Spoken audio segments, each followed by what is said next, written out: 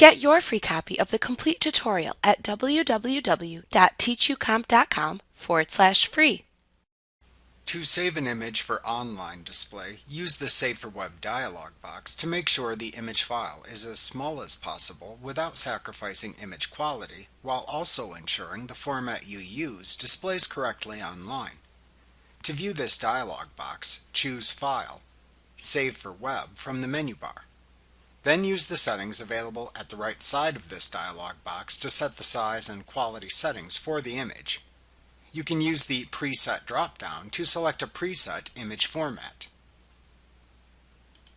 You can also set custom options in the area below that by using the settings available for the selected format.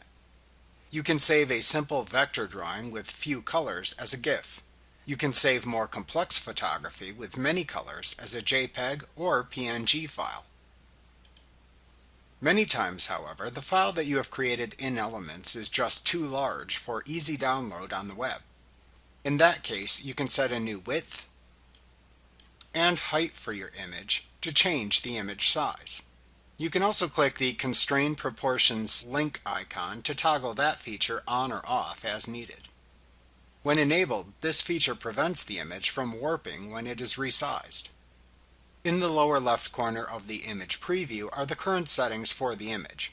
Its format and its actual file size appear here.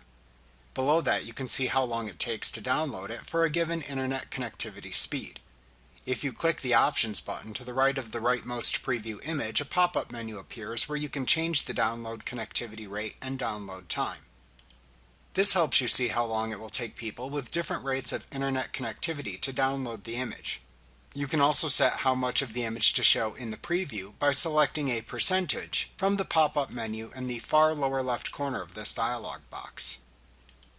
When you are ready to save the image for the web, just click the Save button to launch the Save Optimized As dialog box.